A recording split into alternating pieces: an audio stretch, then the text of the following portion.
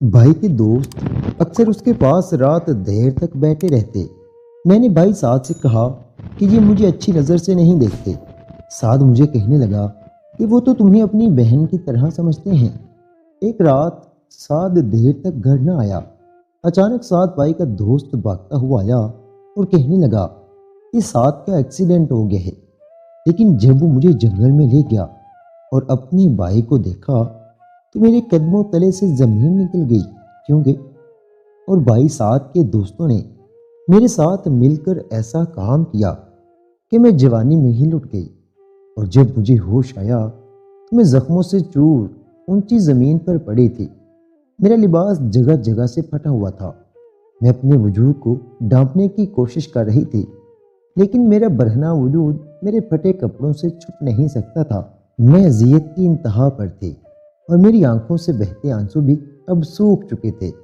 میری شادی میں صرف 1.5 مہینہ باقی تھا، لیکن آج کی رات میں تو نیچے سے برباد ہو گئی تھی۔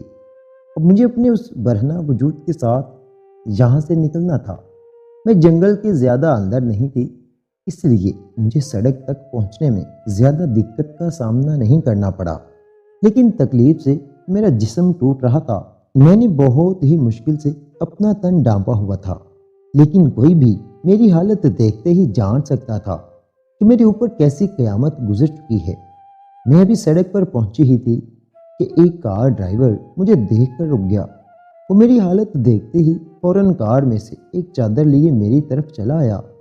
میں نے اسے چادر لے کر اپنے گرد لپیٹ لی اور مدد کی درخواست کی۔ وہ کوئی نیک بندہ تھا جس نے میری مدد کی، اس راستے پر چلا آیا تھا۔ اس نے فوراً ہی میری مدد کرنے کے لیے حامی بھر لی۔ میں نے کبھی سوچا بھی نہیں تھا کہ میں جو دلہن بننے کے سپنے سجائے ہوئی تھی، یوں ایک رات میں بے مول کر دی جاؤں گی۔ میرے بھائی سعد کے 3 دوست تھے جو آئے روز ہمارے گھر چلے آتے تھے اور رات گئے تک سعد کے ساتھ محفل جمائے رہتے تھے۔ سعد کی ان تینوں سے دوستی کو زیادہ عرصہ نہ گزرا تھا، لیکن وہ لوگ بہت پکے یار بن گئے تھے۔ امی سعد کو اکثر کہتی کہ اپنے دوستوں کو گھر نہ لایا کرو، گھر میں ایک جوان بہن بھی موجود ہے۔ امی کی بات کو سعد ہنسی میں اڑا دیا کرتا۔ اسے اپنے دوستوں پر خود سے زیادہ بھروسہ تھا۔ ہمارا چھوٹا سا 3 کمروں کا گھر تھا۔ ایک کمرے میں میں اور امی رہتے، دوسرے میں میرے دادا ابو، اور ایک میں سعد۔ بابا کے انتقال کو کافی عرصہ ہو چکا تھا۔ بھائی سعد نے پڑھائی چھوڑ کر گھر کا انتظام چلانے کے لیے ایک موبائل فون کی دکان پر نوکری کر لی تھی۔ اس کی نوکری بہت اچھی تو نہ تھی، لیکن بابا کی پینشن کے ساتھ ملا کر ہمارا گزر بسر ہو ہی جایا کرتا تھا۔ وہیں سعد کی دوستی دکان پر کام کرنے والے 3 لڑکوں سے ہو گئی تھی۔ دکان بند کر کے وہ لوگ رات میں ہمارے گھر چلے آتے اور سعد کے ساتھ مل کر ان کے کمرے میں فلمیں دیکھا کرتے۔ دکان کو بند ہونے میں رات کے 12 بج جایا کرتے، اور 12 بجے سے 3 بجے تک وہ لوگ ہمارے ہی گھر میں موجود رہتے۔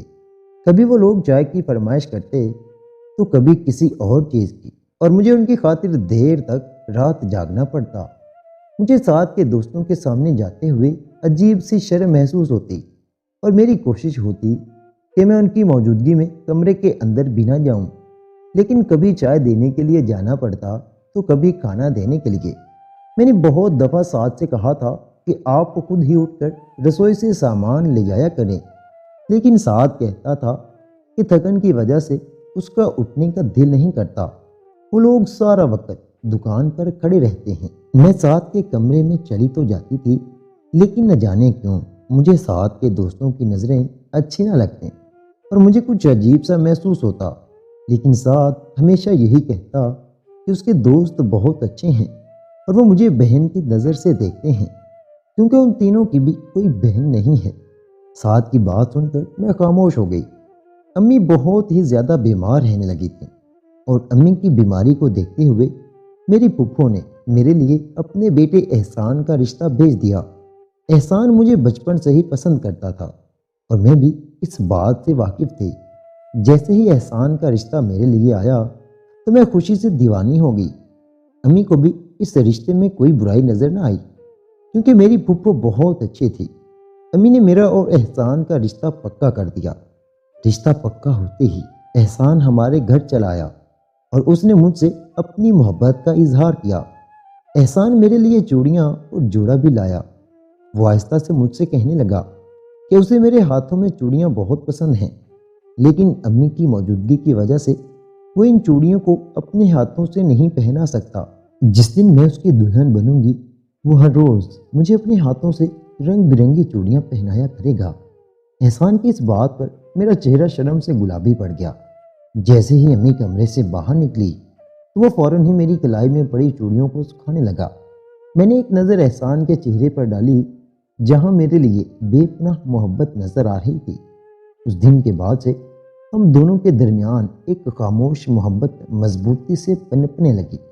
اکثر ہی احسان ہمارے گھر آنے جانے لگا تھا۔ امی کی طبیعت جب بھی خراب ہوتی تو وہ خود ہی آ کر امی کو دوائیں دے جاتا۔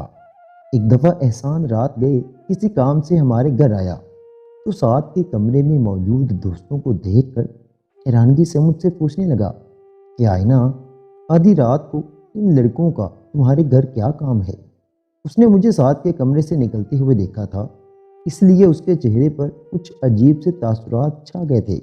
وہ کہنے لگا کہ ساتھ تمہارے ہوتے ہوئے کیسے غیر لڑکوں کو گھر کے اندر بلاتا ہے اور پھر تم بھی ان کو چائے پانی دینے کے لیے کمرے کے اندر چلی جاتی ہو۔ یہ شریف لوگوں کا طور طریقہ نہیں ہوتا۔ احسان کی بات سن کر میں شرمندہ ہو گئی تھی۔ وہ ٹھیک کہہ رہا تھا، مجھے بھی یہ سب پسند نہیں تھا، لیکن میں اپنے بڑے بھائی کے آگے کچھ نہیں کہہ سکتی تھی کیونکہ وہ میرے لیے میرے باپ کی جگہ تھا۔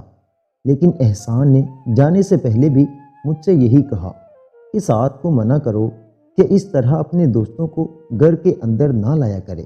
میں نے اگلے دن جب یہی بات اپنے بھائی ساتھ سے کہی تو وہ کہنے لگا کہ احسان سے کہو اپنے کام سے کام رکھے، ابھی وہ تمہارا منگیتر ہے اور اس طرح کی باتیں کر رہا ہے۔ میں اور میرے دوست صرف فلمیں ہی دیکھتے ہیں اور کچھ نہیں کرتے۔ ساتھ کی بات سن کر میں ایک دفعہ پھر خاموش ہو گئی تھی۔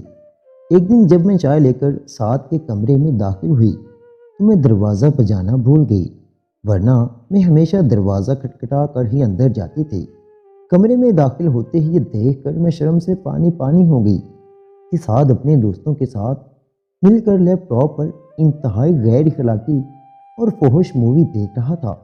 جو منظر اسکرین پر چل رہا تھا وہ دیکھنے کے بعد تو میں سعد سے نظر بھی نہیں ملا سکی تھی۔ میری نظر شرم سے جھک گئی تھی۔ سعد نے مجھے دیکھتے ہی فلم بند کر دی اور غصے میں کہنے لگا، بغیر دروازہ بجائے تم اندر کیسے چلی آئی ہو؟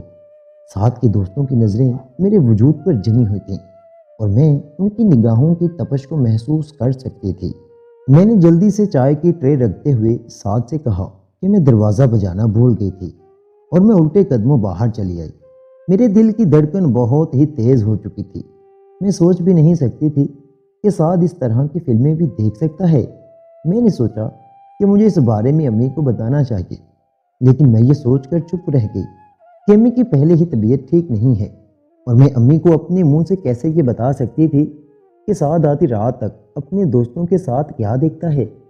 امی نے اپنی طبیعت کو دیکھتے ہوئے پھپھو سے میری رخصتی کی بات کی تھی اور پھپھو بھی مان گئی تھی۔ احسان کی پڑھائی تو مکمل نہیں ہوئی تھی، بس کچھ مہینے باقی تھے، لیکن پھپھو نے کہا کہ ان کے پاس دولت کی کوئی کمی نہیں ہے۔ وہ مجھے بہت خوشی خوشی بیاہ کر لے جانے کے لیے تیار تھیں، اس لیے امی نے اپنی اوقات کے مطابق شادی کی تیاری کرنا شروع کر دی تھی۔ میں ان کی اکلوتی بیٹی تھی اور امی کے دل میں میری شادی کو لے کر بہت ارمان تھے۔ شادی سے کچھ دن پہلے جب میری سالگرہ آئی تو احسان بھی پھپھو کے ساتھ میری سالگرہ والے دن ہمارے گھر آئے۔ احسان نے مجھے تحفے میں چوڑیاں اور جوڑا دیا۔ امی اور پھپھو جب باتوں میں مصروف ہوئے تو احسان میرے پیچھے پیچھے باورچی خانے میں آ گئے اور میرے کان میں محبت بھری سرگوشی کرتے ہوئے کہنے لگے کہ تم پر یہ جوڑا بہت جچتا ہے، ایسا محسوس ہوتا ہے کہ یہ رنگ خصوصی طور پر تمہارے لیے ہی بنا گیا ہے۔ احسان کی اتنی قربت پا کر میں پگھلنے لگی تھی اور میرے پسینے چھوٹ رہے تھے۔ احسان نے اچانک ہی مجھے اپنی باہوں میں کس کر پکڑ لیا اور اپنی محبت کا برملا اظہار کرنے لگی۔ میں پوری طرح شرما کر احسان کے سینے سے سمٹ گئی۔ احسان میرے ماتھے کو چومتے ہوئے کہنے لگے کہ بس 1 مہینے کی ہی بات ہے، اس کے بعد ہم پوری تسلی کے ساتھ مزے کریں گے۔ یہ شام میری زندگی کی ایک یادگار شام تھی جب میں پوری طرح کھل کر مسکرائی تھی۔ احسان کی محبت نے مجھے ایک نئی تازگی بخشی تھی۔ میں پہلے بھی بہت ہی خوبصورت تھی اور احسان کی محبت نے مجھے مزید دلکش بنا دیا تھا۔ احسان کے جانے کے بعد میں نے آئینے کے سامنے کھڑا ہو کر اپنا سراپا دیکھا تو میں خود ہی احسان کے جملے پر مسکرا اٹھی۔ سرخ رنگ کی تنگ سی قمیض اور کالے رنگ کا پیروں پر کسا ہوا پاجامہ میری جوانی کے جوبن کو مزید آتش فزاں کر رہا تھا۔ احسان اور پپو جا چکے تھے اور میں گھر کے کاموں میں مصروف تھی۔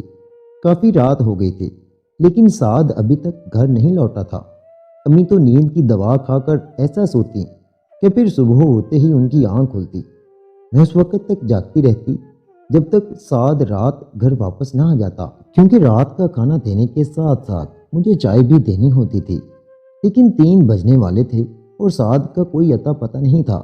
اس کا فون بھی بند جا رہا تھا۔ کچھ دیر میں گھر کا دروازہ بجنے لگا تو میں فوراً دروازے پر گئی۔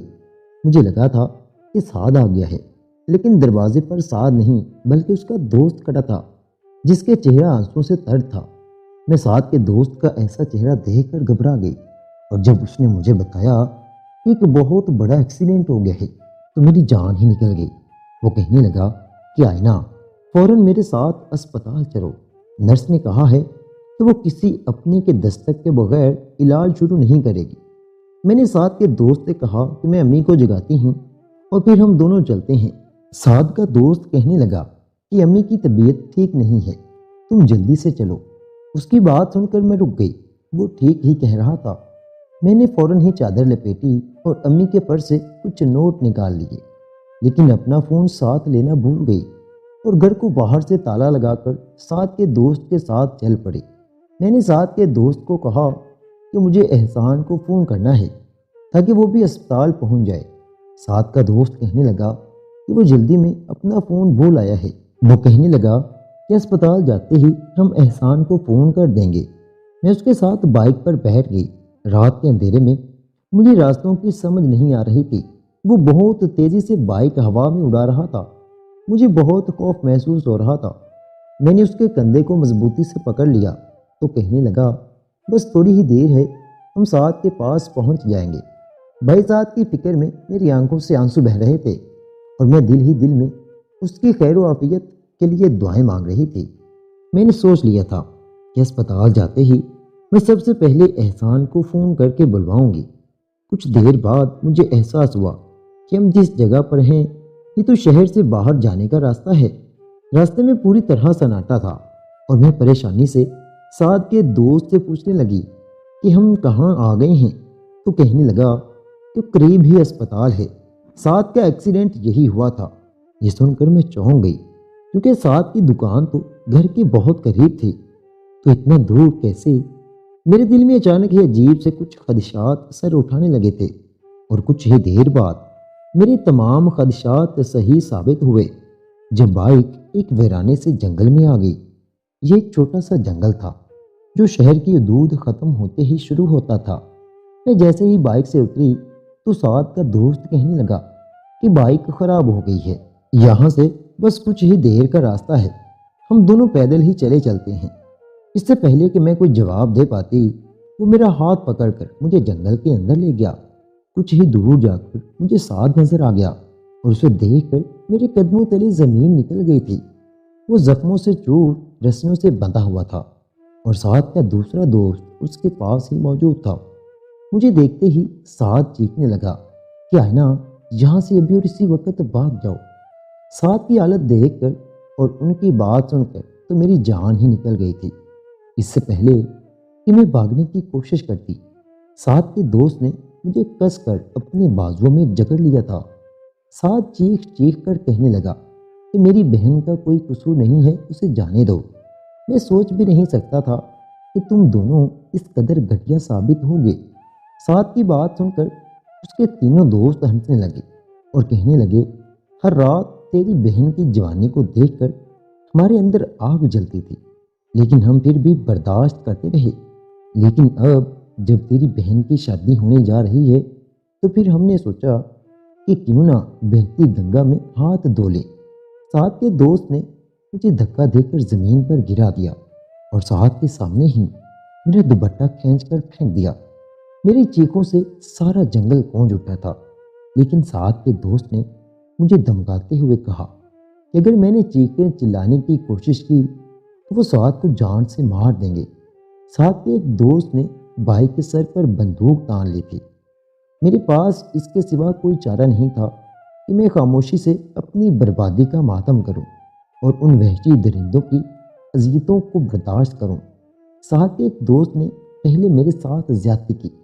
میرے کپڑے جگہ جگہ سے پھٹ گئے تھے اور میرے جسم پر اس کے دانتوں کے نشان تھے۔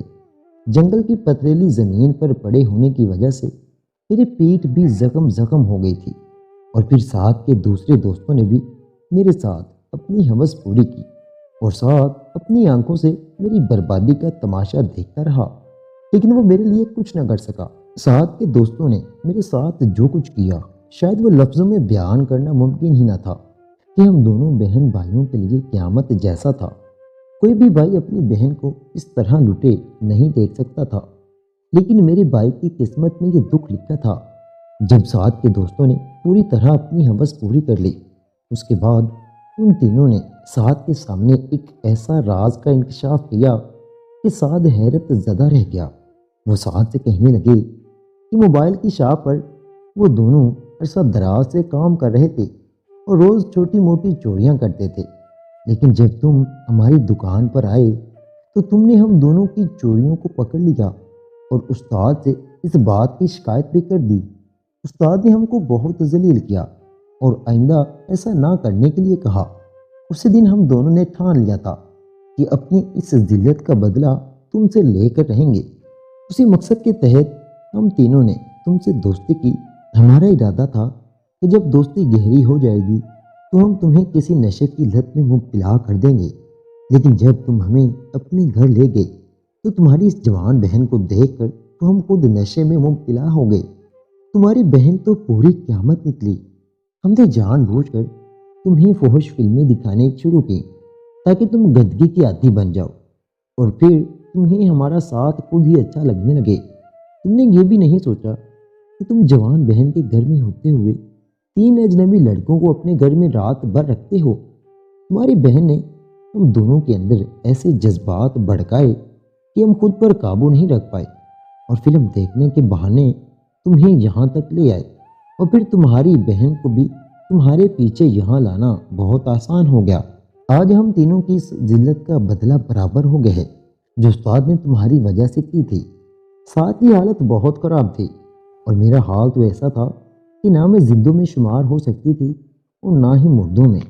وہ تینوں ہمیں اندھیری رات میں جنگل میں ہی چھوڑ کر فرار ہو گئے تھے، اور سعد بھائی درد کی شدت کی وجہ سے بے ہوش ہو چکا تھا اور میں اپنی جگہ بے دم پڑی ہوئی تھی۔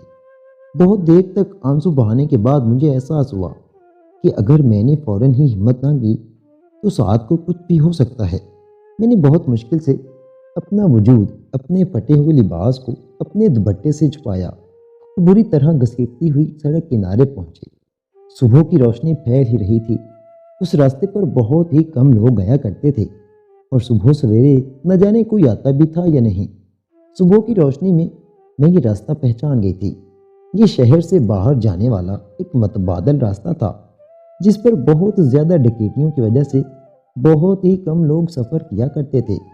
مجھے روڈ کنارے پہنچ کر کچھ ہی دیر گزری تھی کہ ایک کار ڈرائیور نے مجھے دیکھ کر اپنی کار روک لی۔ وہ ایک چادر لے کر کار سے اتر کر میری طرف دوڑا آیا۔ وہ جان گیا تھا کہ مجھ پر کیسے قیامت گزری ہے۔ میں نے جب اسے ساتھ کے بارے میں بتایا تو پہلے تو وہ میرے ساتھ جنگل کے اندر جانے میں کچھ ہچکچایا، لیکن پھر انسانیت کے ناطے وہ میری مدد کے لیے چل پڑا۔ اس نے ساتھ کو رسیوں سے آزاد کروایا اور کار میں ڈال کر اسپتال کی طرف چل پڑا۔ میں نے ڈرائیور سے فون لے کر احسان کو فون ملایا تھا۔ احسان فون اٹھا کر میری آواز سنتے ہی خوشی سے کہنے لگا کہ کیا بات ہے، آج صبح سویرے ہی آپ کو ہماری یاد آ گئی۔ میں نے روتے ہوئے احسان کو بھائی کی طبیعت کا بتایا تھا، اور بہت ہی ہمت کر کے میں نے گزری رات کا واقعہ بھی سنا ڈالا تھا۔ میری بات سن کر احسان کو جیسے سکتہ ہو گیا تھا۔ وہ کہنے لگا کہ تم اسپتال پہنچو، میں امی کو تمہاری امی کے پاس چھوڑ کر اسپتال آ رہا ہوں۔ کار ڈرائیور نے مجھے اور میرے بھائی کو اسپتال کے دروازے پر اتار دیا تھا۔ وہ کوئی نیک انسان تھا، کہنے لگا کہ بہن یہ چادر اب تم رکھو اور اپنی حفاظت کرو۔ وہ جا چکا تھا اور میں سعاد کو لے کر اسپتال میں داخل ہوئی تو تب تک احسان بھی چلا آیا تھا۔ اسپتال میں کافی ڈاکٹر احسان کو جانتے تھے کیونکہ احسان اب ڈاکٹر بننے ہی والا تھا اور اس کا اسپتال میں کافی آنا جانا تھا اور وہ اسی اسپتال سے متعلق کالج میں زیر تعلیم تھا۔ احسان کی وجہ سے ڈاکٹروں نے سعاد کو ہاتھوں ہاتھ لیا اور تشدد کی وجہ سے سعاد کے ہاتھ کی 2 ہڈیاں ٹوٹ چکی تھیں اور پورا جسم زخموں سے چور تھا۔ احسان نے سعاد کو ڈاکٹر کے حوالے کرتے ہوئے کہا کہ بس وہ کچھ ہی دیر میں واپس آ رہا ہے، اور احسان میرا ہاتھ پکڑتے ہوئے اسپتال سے باہر چلا آیا تھا۔ اسپتال کے باہر پہنچ کر بیٹھ کر احسان نے مجھ سے ساری بات سنی تھی اور پھر وہ مجھے واپس اسپتال لے گیا تھا۔ اس نے میرے کافی سارے ٹیسٹ کروائے تھے۔ میں نے احسان سے پوچھا کہ یہ تم کیا کر رہے ہو؟ احسان کہنے لگا کہ وہ میرے مجرموں کو اتنی آسانی سے جانے نہیں دے گا اور انہیں سزا دینے کے لیے یہ ضروری ہے کہ ہمیں 24 گھنٹے سے پہلے تمہارے ٹیسٹ کروانے ہوں گے تاکہ یہ بات ثابت ہو سکے کہ تمہارے ساتھ زیادتی کرنے والے کون تھے۔ مجھے لگا تھا کہ احسان میری طرف دیکھے گا بھی نہیں، لیکن وہ تو مجھے انصاف دلوانے کی کوششوں میں لگ گیا تھا اور اس نے فوراً ہی پولیس رپورٹ بھی درج کروائی تھی۔ میری امی کو صرف یہی بتایا گیا تھا کہ سعاد کے ساتھ حادثہ ہو گیا ہے۔ احسان مجھے اپنے گھر لے گیا تھا جہاں نہا دھو کر میں نے پھپھو کا لباس زیب تن کر لیا تھا۔ احسان نے مجھے دوائی دی اور اپنے گھر پر ہی آرام کرنے کو کہا۔ پھپھو تو امی کے پاس ہی رکنے والی تھی اور احسان کے گھر کوئی نہیں تھا۔ وہ چاہتا تھا کہ اس کی اور میری امی کو یہ بات ابھی معلوم نہ ہو۔ جب میں شام تک کچھ بہتر ہوئی تو احسان مجھے اسپتال لے گیا۔ سعاد کی حالت بھی کافی بہتر ہو چکی تھی۔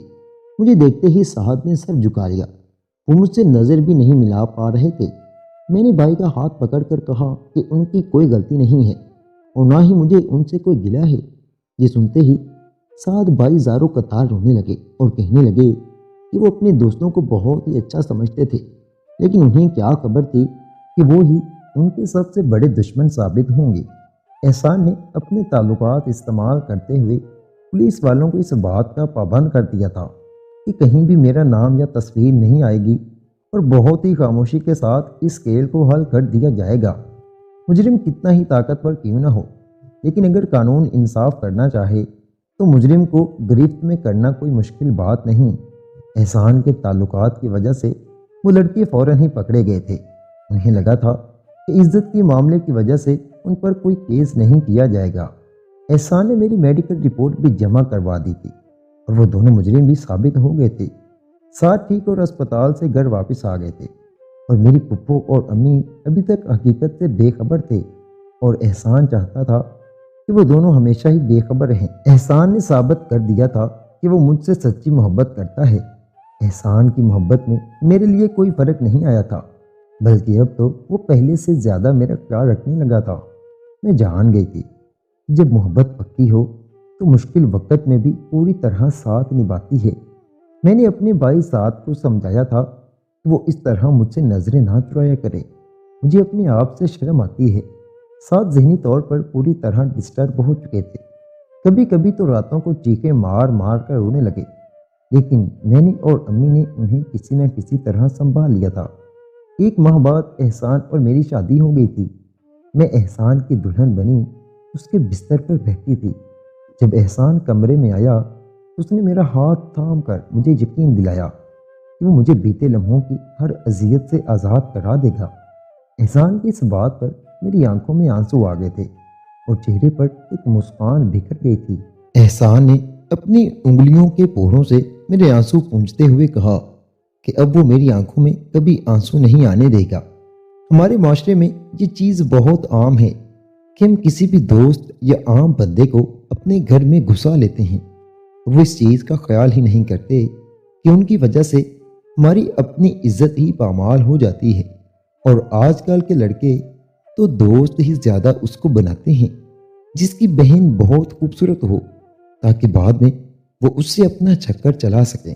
تو براہ کرم اس چیز سے بچیں، اپنے تعلقات گھر سے باہر رکھیں تاکہ آپ کی عزت پر کوئی آنکھ اٹھا کر بھی نہ دیکھ سکے۔ پیارے دوستو، مزید سبق آموز کہانیاں سننے کے لیے ہمارے چینل کے ساتھ جڑے رہیں۔ شکریہ۔